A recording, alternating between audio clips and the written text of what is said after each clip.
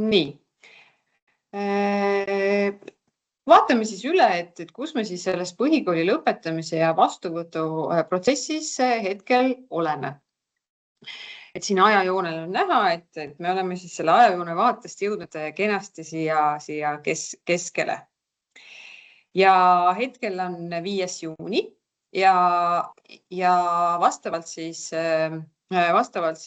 vastuvõtuprotsessi tingimustele siis täna õhtuks põhikooli lõpetajate kõik andmed, mis neil on vajalikud selleks, et siis järgmisesse hariduse etappi astuda, saavad EHIS-esse. Ehk siis eksamihinded, põhikooli lõpuhinded ja õppenõukogu otsused põhikooli lõpetamise kohta samamoodi. Ja lihtsalt siin lisainfo, et kui meil on õpilasi põhikoolis, kes on siis jäetud täiendavale tööle, et siis nende õppijate andmed kantakse EHIS-esse siis, kui täiendav õppetöö ja siis selle õppetöö tulemust fikseeriv õppenõukogu on toimunud. Ehk siis, et see on iga kooli siis selline korralduslik küsimus, kuidas nemad seda teevad. Järgmisel nädalal esmaspäeval. Esimene samm on see, et vastuvõttu korraldavad koolid uuendavad siis andmeid, mida nad EHIS-est pärivad oma sisseastumissüsteemides. See on väga oluline sellepärast, et vastavalt määrusele ei tohi vastuvõttev kool pakkuda õppijale kooli kohta enne, kui ta on veendunud, et õpetaja lõpetas põhikooli või õpilane lõpetas põhikooli. Mistõttu see eelmine slaid, et kus me siis viitasime, et põhikoolid kannavad täna õhtuks tulemused õppijate kohta EHIS-esse, on väga oluline, sest kui põhikool seda sammu siin ei tee, siis ei saa ka põhihariduse järgset õpet pakkuv kool tegelikult õppijale siis kutset õppima tulla teha. Et palun põhikoolidel siis hoolega järgida seda, et kõik andmed, mis EHIS-es on korrektsed. Ja teisipäeval algab siis protsess, kus siis õppijatele tehakse või esitatakse kutsed õppima asumiseks ja õppijad siis hakkavad nendega toimetama. Et kõigepealt siis kool koostab õpilaskandidaatidest paremusjärjestuse ja hakkab siis esitama ettepanekuid, mis tähendab ka seda, et tegelikult selle hetkeni ehk siis teisipäevani peaks olema olnud see protsess, kus toimub ainult siis selline kandideerimisprotsess ja mitte siis õppekohtade vastuvõtmise protsess. Õppijal on siis aega 3 kalendripäeva, et õppima asumine kinnitada vastavalt siis selles keskkonnas, kus siis kogu see protsess käib. Siin on mõned erisused, mida me siis arvestame nii kandideerijatena kui ka siis vastuvõttu korraldava koolina. Esiteks, kui õppima asumise kutse tuleb õppijani pärast 27. juunit, siis tal ei ole aega seda määruses kehtestatud 3 kalendripäeva, et seda kutset vastu võtta, vaid siis on tal kuni 30. juunini aega. Et siin ma arvan, et mida meie saame teha, et me saame tegelikult siin kandideerijatele seda meelde tuletada ja sellele siis ikkagi tähelepanu pöörata, et ta sellel hetkel enam seal seda 3 kalendripäeva õigust ei oma ja proovime siis kuidagi neid õppijaid või kandideerijaid siis toetada, et nad kenasti selle kutse, kui nad seda vastu võtta soovivad, sellel hetkel ka vastu võtaksid. Üks selline veel aspekt, mida me peame arvestama, on see, et tsiviilseadustiku üldosa ütleb meile tegelikult seda, et kui õppima asumise kinnituse täitmiseks, siis see ettenähtav tähtpäev on siis riigipüha või puhkepäev, siis tal tegelikult on õigus lugeda tähtpäev saabunuks pärast seda. Ehk siis näiteks, kui õppija saab kutse neljapäeval, siis määruse järgi oleks tal aega kutse vastu võtta kuni pühapäevani. Aga kuivõrd see tähtpäev on pühapäev, mis on puhkepäev, siis tal on aega esmaspäevani see kutse vastu võtta. Kui õppija saab kutse õppima asumiseks esmaspäeval, siis tema tähtaeg on neljapäev ja siis tal ka neljapäevaks see kutse vastu võtta tuleb siis teha. On kindlasti õppijaid, kes saavad mingil hetkel mitu kutset. Siis tuleb õppijal teha valik ja võtta vastu üks kutse. Väga oluline on siin jälle see, et me kommunikeeriksime ka ise kandideerijatele, et ta peab siis nendest teistest kutsetest loobuma, anna teada, et ta sinna õppima ei asu. Selleks, et see protsess siis nii-öelda võimalikult kiiresti ja sujuvalt liiguks. Loomulikult teistes koolides ta märgitakse automaatselt loobujaks pärast selle 3 kalendripäeva täitumist. Aga tegelikult, et hea oleks, kui ikkagi õppija ka selle nagu loobunuks ennast märgiks lihtsalt sellepärast, et siis saab teha edasi anda kutse järgmisel siis pingereas olijale. Kui õppija näiteks 10. juunil võtab vastu koolikoha ühes koolis, kuhu ta on kandideerinud. Aga 12. juunil saab kutse veel ühte kooli, kuhu ta on samuti kandideerinud. On tal õigus see 12. juunil tulnud kutse vastu võtta. Väga oluline siinkohal oleks aga see, et ta siis sellest varem vastu võetud koolikohast loobuks.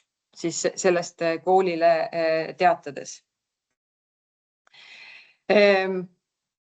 Kuivõrd meil hetkel, sellel kevadel, puudub tehnoloogiline võimalus seda kuidagi protsessi niimoodi ellu viia, et automaatselt see eelmine koolikoht siis õppija vaatest kaoks.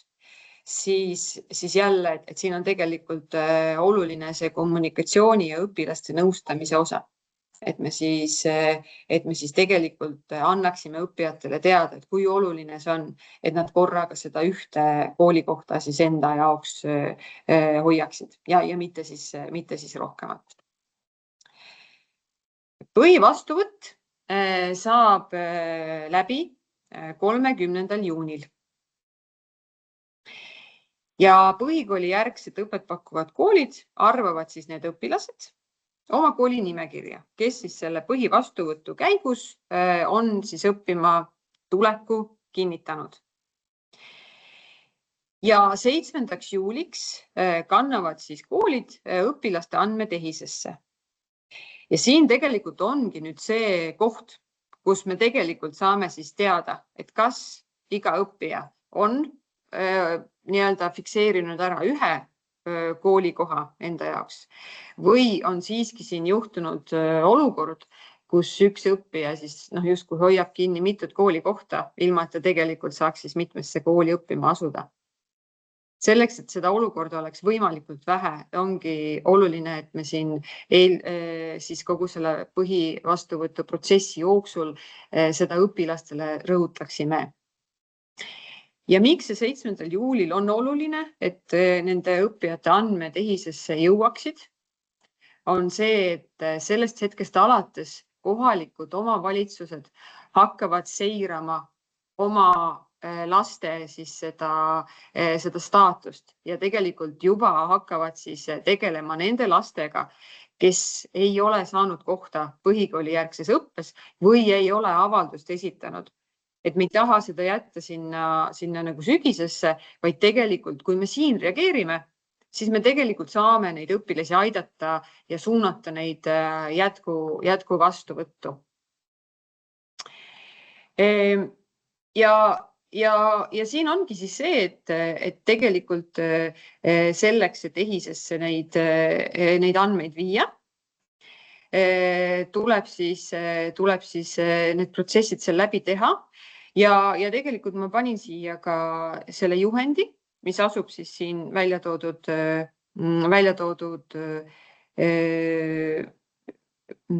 kodulehel.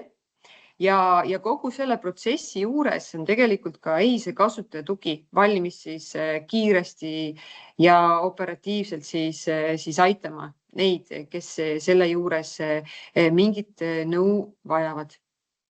Ja siin on ka välja toodud, et andmeväli kooli õppima asumise kuupäev, et sinna siis tuleb märkida siis 1.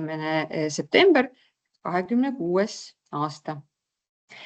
Nüüd on nagu küsimus, mis on täiesti selles mõttes relevantne, on see, et isegi kui me 7. juulil fikseerime ära, et meie kooli tulevad õppima need ja need õpilased, siis tegelikult suve jooksul võivad need õpilased ikkagi teha otsuse mingi muu kooli kasuks. Näiteks osalevad nad jätku vastuvõtus ja siis lähevad kuskile mujale kooli. Ja sellisel juhul tegelikult käivitub seesama protsess, mis käivitub ka siis, kui kooliaasta keskel õpilane siis koolist lahkub. Ehk siis, kui õpilane on kooli vastu võetud direktori käskkirja alusel, siis tegelikult tuleb seesama haldusakt kehtetuks tunnistada. Ja selle jaoks on tegelikult vaja siis taotlust siis õpilase seadusliku esindaja poolt. Ja koolil tuleb siis teha EHIS-esse märge, et teise kooli üleminek.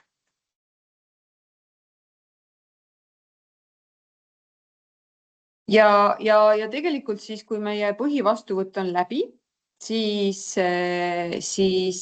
me tegelikult ka HTM-i poolt hakkame koheselt koguma infot selle kohta, et kui palju ja millistes koolides on siis kohti jätku vastuvõtuks.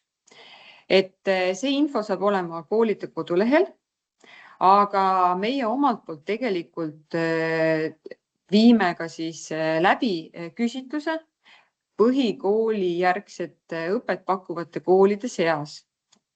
Selleks, et saada teada vabade kohtade arv, mis siis jätku vastuvõtus on avatud.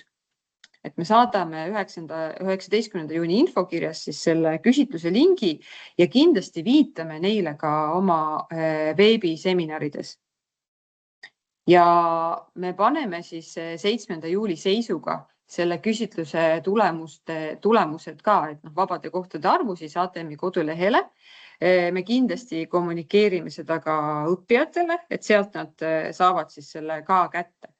Et oluline lihtsalt on see, mida me kindlasti õpilastele ütleme ka, et kui me fikseerime vabade kohtade arvu 7. juuli seisuga, siis see võib tähendada seda, et 10. augustil olukord on natuke teine. Aga ma usun, et kui me sellest et kui me seda ka kandideerijatele kommunikeerime, et siis see tegelikult on ka neile selge ja ei tekita siis sellist arusaamatust, kui see kuidagimoodi siis muutunud on selle perioodi jooksul. Ja jätku vastuvõtu puhul on oluline meenutada, et tegemist on täiesti uue menetlusega, mis tegelikult tähendab seda, et kandideerijad alustavad seda protsessi uuesti ja siinkohal ei saa kuidagimoodi lähtuda sellest, et millised kandidaadid osalesid põhivastuvõtus. Ehk et me ei saa siis nagu jätkuvastuvõttu teha nii, et me lihtsalt võtame need õpilased, kes siis põhivastuvõtus joone alla jäid ja siis neile kohti pakume. Et jätkuvastuvõtu selline põhimõte ongi see, et see on täiesti uus konkurss. Õppijad kõik saavad siin uuesti kandideerida. Ja jätkuvastuvõtu periood on 1. juulist kuni 31. augustini. Vabade koolikohtade või vabade õppekohtade olemasolul, siis tuleb koolil see avada hiljemalt 15. juulil. Ja kui siis need vabad koolikohad tekivad pärast 15. juulit, siis saab kool need avada siis enda poolt määratud perioodil. Et siin on oluline see, et me kuidagimoodi keskselt ei reguleeri seda, et mis kuupäeval või mis kuupäevadeni avaldusi võib esitada ja kuidas seda koolikohta kinnitada. Et seda saab kool vastavalt siis oma töökorraldusele talle parimal viisil siis teha. Ja oluline on lihtsalt siis see, et see jätkuvastuvõtt saab läbi 31. augustiks ja 10. septembriks siis kannavad siis jätkuvastuvõttu teinud koolid siis õpilaste nimekirjad EIS-esse, et uuesti oleks võimalik siis kohalikul omavalitsusel oma neid omavalitsuses elavaid lapsi siis seirata ja tegelikult ka siis suunata neid siis endale sobivat õppekohta leidma. Ja minu arvan, et siin hästi oluline ja iga kord rõhutamist vajav aspekt on kindlasti see, et meie kõigile lastele, kes sellel kevadel põhikooli lõpetavad, on olemas koolikoht edasiõppimiseks. Ideaalis me näeme, et iga laps leiab selle põhivastuvõtus. Kui seda siiski ei juhtu, siis saab laps kandideerida jätkuvastuvõtus ja leida endale siis jätkuvastuvõtus sobiva koha. Meie omalt poolt oleme valmis igakülgselt koole ja ka kandideerijaid toetama. Me oleme koondanud kogu info siis HTM-i veebilehele ja tegelikult jätkame seda info andmist siis ka oma veebiseminaridel. Et 19. juunil, et siis me juba saame võib-olla rääkida siis sellest, et kuidas see põhivastuvõtuprotsess läheb. Ja 3. juulil siis juba saame keskendudagi siis täpsemalt sellele jätkuvastuvõtule. Ma korraks annan nüüd sõna Tiidule. Kas Tiit, sa oled siin, et ülevaadet anda siis sellest SAIS3 arengust? Jaa, ma küsin lihtsalt seal vahel, et hetkel ei ole vestlusesse tulnud ühtegi küsimust, et kas kõikidel on selge? Et kuidas, meil on täna veel 5. juunil on vaja õppenõukogu otsused, et kas sellega seoses on mingeid küsimusi või ei ole selliseid tehnilisi küsimusi, et meiega on täna ka EHIS-e poolt inimesed. Ma korraks, Külli, kui sa lubad, enne kui Margusele sõna annan, et ma tegelikult ikkagi hästi tahaks rõhutada seda, et kui me räägime siin sellest jätkuvastuvõtust, siis me tegelikult ei räägi sellest, et 1. juulist kuni 31. augustini peab toimuma mingi selline aktiivne jätkuvastuvõtuprotsess kooli töötajate poolt. Jätkuvastuvõttu võib korraldada viisil, kus õppijad saavad esitada avaldusi, aga menetlus nende avaldustega võib alata siis, kui koolipersonal tuleb puhkuselt tagasi. Näiteks, ma ei tea, mis iganes kuupäev see on, 18. august.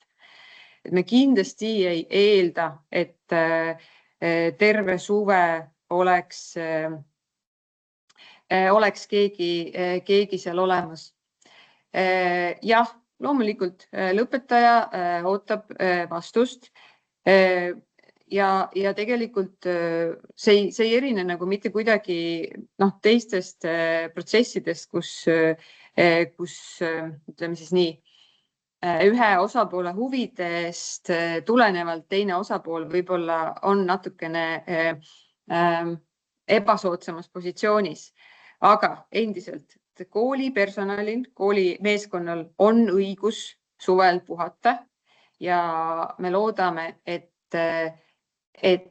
siis see jätkuv vastuvõtt on korraldatud nii, et kooli meeskonna puhkuseõigus on sinna sisse arvestatud.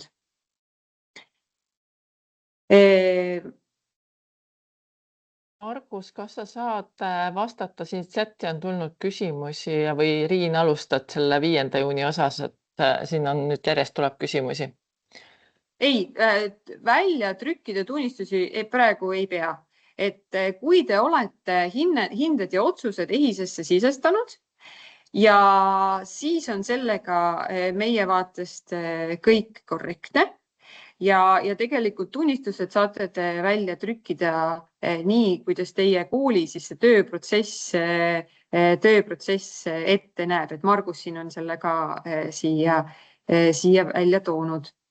Et kuna teil siis aktused on, siis kenasti saate seda oma kooli vaatest siis teha nii, kuidas teile kõige sobivam on.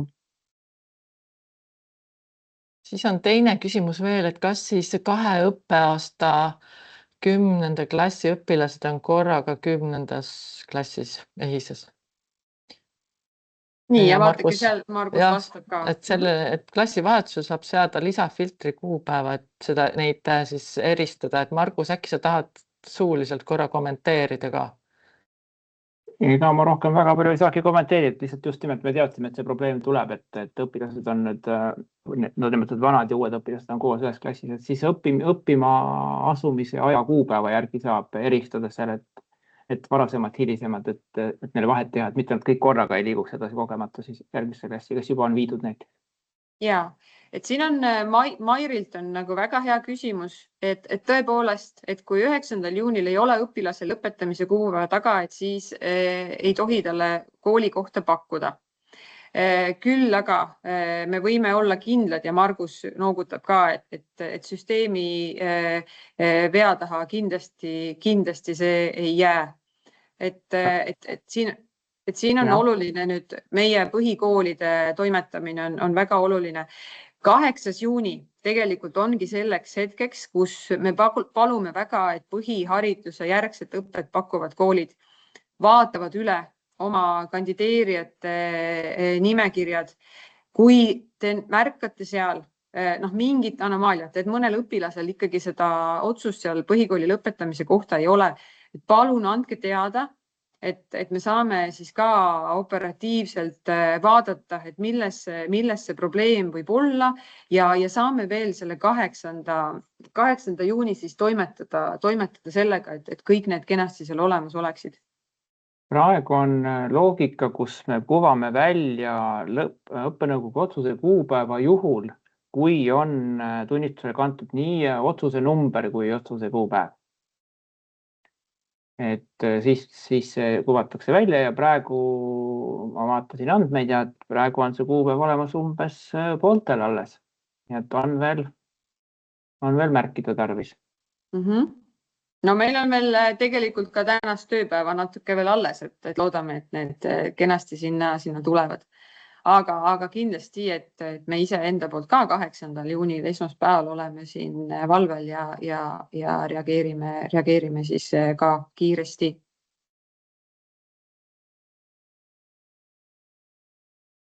Kas on veel mõni küsimus nüüd selle protsessi kohta, et mis siis järgmisest nädalast pihta hakkab või on teil endal mingi selline aspekt, mille te sooviksite võimaliku riskikohana välja tuua, et millele ka meie saaksime omalt poolt siis ekstra tähelepanu pöörata?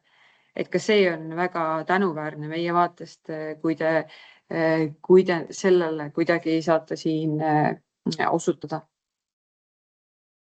et ma ühe märkuse teeks nende õppima asume lisamise kohta 1. septembri seisuga siis juuli alguses, et siin on väga palju erinevaid variante, kuidas õpilasi EHIS-esse saaks nagu siis toimetada, et üks on see meie enda failipõhi, et näitevideo on olemas, Riin näitas seda viidet. Stuudiumist saab teha ka vastava faili, kus siis need õpilased kohe sees on, ei pea hakkama neid käsitsi ümber tegema, stuudiumist peaks saama selle faili alla laadida.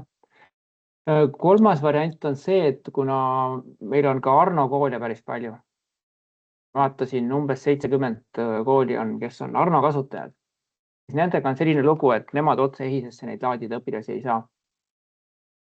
Nemad peavad need õpilased ikkagi Arnosse panema. Ma nüüd täpselt jään vastuse võlgu, kuidas see Arno pool käib, kas see tuleb mingi taotlusi esitada, ma tõesti ei tea. Igatahes läbi Arno tuleb nad EHIS-esse saada. Et neid otse failiga laadida ei saa. Et see on lihtsalt üks tähelepanek siin. Riin, ma võtan korra sul jagamise üle, ma näitan täpselt seda juhendi kohta, kus see juhend on, aga Margus jätka. Ma rohkem ei oska öelda lihtsalt, et kasutage failiga lisamist, ärge tippige neid andmeid käsitsi ühest aknast teise ümber, et me tegime selle faili põhja, mille kohta videonäide on hästi lihtsaks. Et praktiliselt enda teie andmetest copy-paste, kui teil on näiteks stuudiumi väline lahendus. Ja siis saategi selle failiga andmed üles laadida. Ja siis kasutajatugi aitab, kui mingi mure tekib. Ja kindlasti me räägime sellest sellest, mis toimub 1. juulist veel nii 19. juuni kui 3. juuli webinaridel, et meil on jäänud veel 2 webinari, aga juba ettevaatavalt täna ka me sellest rääkisime ja me täiendame seda, ma korra näitan veel seda tabelit, mis siin põhikooli lõpu ja vastuvõtu tabel on, et ta on natukene varjatud kujul siin selle ajajoone all, et tuleks klikata siia ja siis see tabel avaneb ja me lisame siia ka, et kui me saame signaale, et on vaja mingeid juhendeid või õiguslikke aluseid või mis iganes lisainfot, et siis me ka siia tabelisse need lisandused teeme, nii et andke julgelt teada. Jaa. Siin on küsimus, et kas lisaks õppenõukogu otsusele peab olema tehtud ka juba lõpetamise käskiri. EHIS-e vaatest on oluline õppenõukogu otsus. Ehk siis, kui teil on õppenõukogu nii-öelda see number ja kuupäev seal olemas ja see otsus on tehtud siis EHIS-e vaatest, ehk siis ka siis kandideerimist korraldavate koolide vaatest, siis on juba kõik korrektne.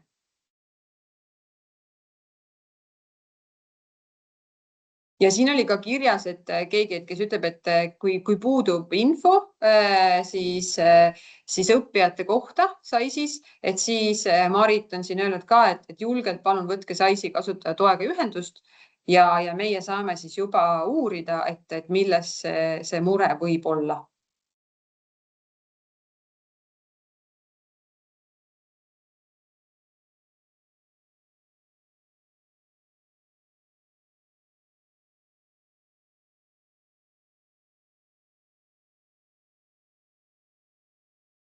Nii, kuidas on tunne, et kas on praegu veel midagi, millele me peaksime ekstra tähelepanu pöörama?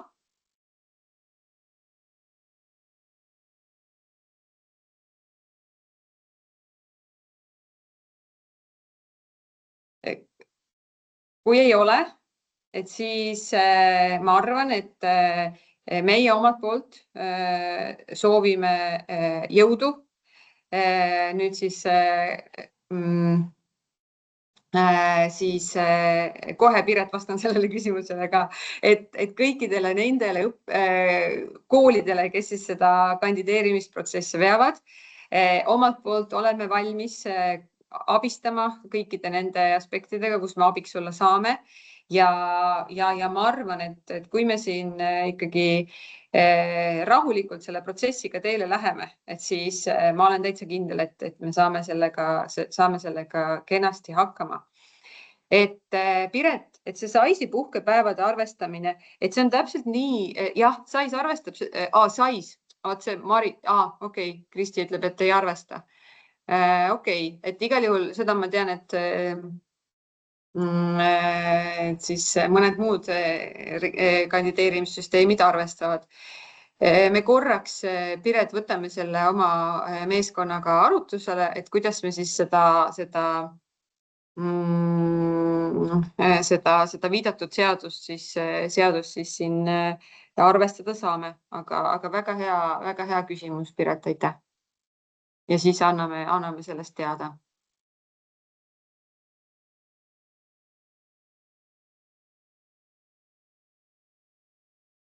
Nii, kuulge, aga nüüd on küll vist selline olukord, et me saame kõik need põhikoolid, kes ei ole veel õppenõukogu otsust sisse kandnud EHIS-esse, nüüd infoseminarilt saata siis seda EHIS-ega toimetama ja teistele siis jõudu ja jaksu siis selleks intensiivseks perioodiks. Anname sõna siis Tiidule ka SAIS 3 asjus. Jah, palun Tiit. Jah, tere, minu nimi on Tiit ja olen siis SAIS 3 projektijuht. Minu põhikooli lõpetamine ja keskkooli astumine jääb nii aegade taha, kus mul on isegi aukartus koolide vastu, nii et vabandust, kui mu hääl natukene väriseb. Kus me siis täna SAIS 3-ga oleme, mis on meie lähituleviku plaanid ja pikem plaan, siis alustaks kõigepealt platvormi töökindluse ja koormustaluvuse koha pealt, et oleme teinud siin ära koormustestid, mille tulemusel on kinnitatud, et süsteem suudab teenindada vastuvõtuperioodi jaoks vajalikku kasutusmahtu. Testide käigus kontrolliti peamisi kasutusvooge nagu sisselogimine, avalduse esitamine, failide lisamine, vanema kinnituse andmine, teavituste saatmine, otsingud ja konkursside vaatamine. SAIS 3 suutis mõistliku ajaga 30-minutilises perioodis vastu võtta 25 000 avaldust, luua 50 000 teavitust, teenindada 50 000 kasutajat. Neist pooled olid siis avaldust esitavad lapsed ja pooled neist avaldust kinnitavad vanemad. Võttis vastu 5000 üles laetud faili ja teenindada 50 000 otsingut. Ehk siis selle töö lõpetuseks siis saab öelda, et koormustestid kinnitavad süsteemi töökindlust vajalikus mahus. Nüüd räägiks natukene SAIS 3 funktsionaalsusest ja staatustest. Seni on siis tehtud olulisemad tööd ja arendused vajadusel, siis peatun neile ka detailsemalt, aga praegu siis loetan lihtsalt funktsionaalsused nende nimede järgi. Ehk siis esimene asi, mida siis juba enne mainisin, on siis platvormi töökindlus ja koormustaluvus. Teiseks vastuvõtuperioodi lisafunktsionaalsuste arendused, sealhulgas ühtse vastuvõtuperioodi seadistamine. Tehtud on ka välisriigi isikukoodiga kandidaatide avalduse lisamise võimalus vastuvõtutöötajale. Järgmiseks on siis vastuvõtu lävendi ja kohtade arvu funktsionaalsuse veaparandus. Tehtud on ka katse eeltingimuste funktsionaalsus, ühiskatsed, eksamitulemuste kasutamise põhivõimekus ja SAIS 3 andmekoosseisu analüüs. Need tööd, mida me oleme planeerinud siis saada valmis juuliks 2026, on järgmised. SAIS 3 andmemudeli muudatus, EHIS masspäringud, tasuta õppimisõiguste kontrollid ja tahvliliidestus. Juuli ja august on meil planeeritud stabiliseerimisetapiks, ehk see tähendab seda, et me jälgime süsteemi töökindlust, teeme regressiooniteste, ehk siis seni tehtud arendused ei tohi lõhkuda ära eelnevalt tehtud arendusi, andmevahetuse kontroll ja vajadusel siis paranduste tegemine. Funktsionaalsused, mis lähevad arendusse oktoobris 2026, on järgmised.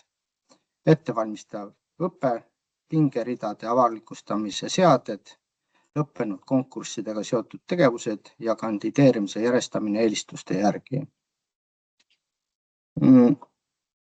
Peatun nüüd ka natukene täpsemalt siis tehtud ja tegemist ootavate tööde funktsionaalsusel.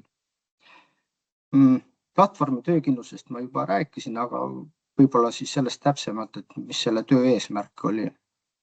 Selle töö eesmärk oli tagada SAIS3 vastupidavus vastuvõtuperioodi tegelikule koormusele. Süsteem peab suutma samal ajal teenindada suurt hulka kandidaate, lapsevanemaid ja koolitöötajaid, ilma et avalduste esitamine, kinnitamine või otsingud muutuksid kasutajatele kättesaamatuks ja või ebamõistlikult aeglaseks.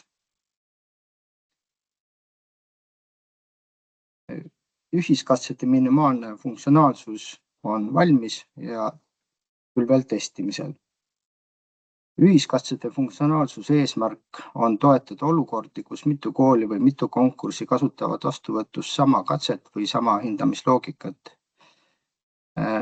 Tänase hetkeseisu vaates oli eesmärk teha valmis minimaalne vajalik osa, mitte kogu koolide soovitud laiendatud ühiskatsete lahendus. Praktikas tähendab see, et süsteemis saab seadistada mitme osaga katse. Sama katset saavad kasutada mitu kooli või mitu konkurssi. Konkursi juures saab määrata, millised katseosad lähevad selle konkursi arvestusse. Konkursi või katseosa kohta saab määrata minimaalse positiivse tulemuse. Saab määrata tulemuse või punktisumma, mis on õppekoha pakkumises aluseks. Ja siis katse tulemusi saab kasutada vastuvõtuotsuse tegemisel ühtsema loogika alusel.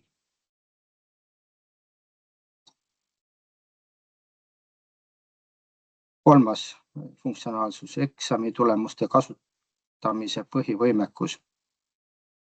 Valmis on vajalik alus selleks, et eksami tulemusi saaks vastuvõtuprotsessis kasutada. See ei kata veel kõiki masspäringute ja automaatsete andmeuuenduste vajadusi, kuid loob vajaliku baasi tulemuste arvestamiseks.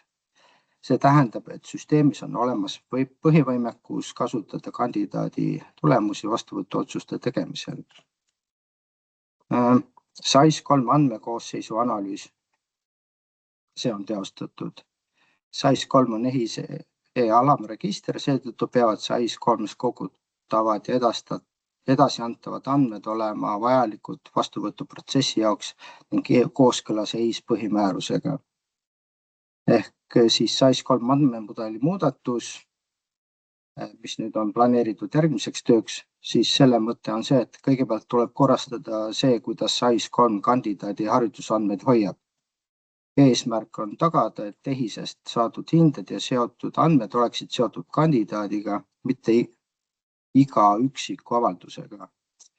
See on eeldus järgmiste arenduste lõpetamiseks. Kui seda muudatust ei tehta esimesena, suurem risk, et EHISe masspäringuid, tahvliliidestust ja tasuta õppimisõiguste kontrolle tuleb hiljem ümber teha. SAIS3 andmekoosseisu andmemudeli korrastamisega seotud tööd on muu hulgas isikukaardil foto lisamise võimaluse eemaldamine ja avaldusel foto lisamise ja kuvamise eemaldamine. Nüüd EHISe masspäringute vajalik osa. EHISe masspäringute eesmärk on võimaldada SAIS-il saada vajalikud haridusandmed EHISest suurema hulga kandidaatide kohta korraga, mitte ainult üksikjuhtumite kaupa. Praktikas on seda vaja näiteks põhikooli lõputunnistuste, hinnete, lõpueksamite tulemuste ja hariduskäigu andmete kasutamiseks vastuvõtuprotsessis. Need andmed on vajalikud pingeridade moodustamiseks, konkursi tingimuste kontrollimiseks ja kandidaatide võrdlemiseks. Masspäringute olemasolu vähendab koolide käsitööd ning aitab tagada, et vastuvõtuotsused põhinevad ühtsetel ja asjakohastel andmetel. Tasuta õppimisõiguste kontrollid. Eesmärgiks on siis kontrollida, kas kandidaadil on õigus tasuta õppekohale või kas tema varasem õppimine võib seda õigust mõjutada. Praktikas aitab see koolil vastuvõtuotsuse tegemisel aru saada, kas kandidaadile saab pakkuda tasuta õppekohta või tuleb arvestada piirangutega. Ilma selle funktsioonita peab kool infot käsitsi kontrollima või tegema otsuseid väljaspool süsteemi. Tahvliliidestus. Tahvel on siis kutseõppeasutuste õppeinfosüsteem. Tahvliliidestuse eesmärk on võimaldada SAIS3-s tehtud vastuvõtuotsuste ja õppima tulevate kandidaatide andmete liikumist kooli õppeinfosüsteemi. Ja see tähendab, et kui kandidaat on SAIS3 kaudu vastu võetud ja kinnitab õppima asumise, ei peaks kool neid andmeid käsitsi tahvlis ümber kandma. Liidestus võimaldab vähendada dubleerivat tööd, kiirendada õppijate ja õpetajate registreerimist ning vähendada vigade tekkimise võimalust andmete käsitsi sisestamisel. Ettevalmistav õpe. Ettevalmistava õppe teema on tänase seisuga veel analüüsis, arendust ei ole alustatud, seetõttu ei saa veel kinnitada täpset arendusmahtu ega valmimise aega ja ka funktsionaalsust seletada. Pingeridade avalikustamise seaded samuti analüüsi faasis, aga põhimõtteliselt kool peab saama siis SAIS-i kinnitada ja avalikustada vastuvõtukonkursi paremusjärjestuse kodeeritult, et õpilaskandidaadid näeksid oma paiknemist pingereas. Õppijas peab alles alates määruses säilitatud kuupäevade kodeeritud pingerida, kus on näha tema asetsemine pingereas. Pingerida on ajas muutuv, kui õppijast eespool olevad kandidaadid on kohast loobunud, liigub siis õppija pingereas ülespoole. Ja siis kandideerimise järjestamise eelistuse järgi, ka see on analüüsis, et selle funktsionaalsuse detailset kirjeldus siis jagame järgimise webinaril, kui see teema üles. Aitäh Tiidule praegu, et ma kommenteerisin ka, et SAIS3 ajakava ja tegevuste info siis juba lähemalt uute webinaridena kindlasti ja täitsa eraldi teemana siis uue õppeaasta alguses, et proovime täna saada lõpule selles nii-öelda põhikooli lõpetamise ja vastuvõtus nendes infosüsteemides, mis meil täna on, et lähme SAIS3 juurde siis juba uue õppeaasta alguses. Aitäh Tiidule selle ülevaate eest. Ja nagu ma siia chati või vestlusaknasse panin ka, et järgmine webinar on meil 19. juuni, aga kindlasti ärge oodake järgmise webinarini, kui teil on küsimusi, siis kindlasti tehnilistes küsimustes kas EHISe poole või SAIS-i poole või siis ka Stuudiumi poole ehk sisseastumine.ee ja kõik sisulised küsimused info@hm.ee vastuvõtuprotsessi osas ja nagu on mitu korda siin käinud webinarid läbi ka, et see põhikooli lõpetamise ja vastuvõtu leht ja seal on ka detailne tabel koolidele, et see on põhiinfoallikaks. Nii et julgelt pöörduge, kui on küsimusi ja kõikidele põhikoolidele veel kord paneme südamele, et saaks täna õhtuks või hiljemalt siis nädalavahetus, ma loodan, et ei pea nädalavahetusel tööd tegema. Kõik need nii-öelda faktid kirja, et õpilasele saaks siis hakata pakkuma vastuvõttev kool 9. juunist õppekohta. Nii et, aga aitäh täna kuulamast. Hetkel vist enam küsimusi ei ole. Ja ma panen kinni siis ka salvestuse.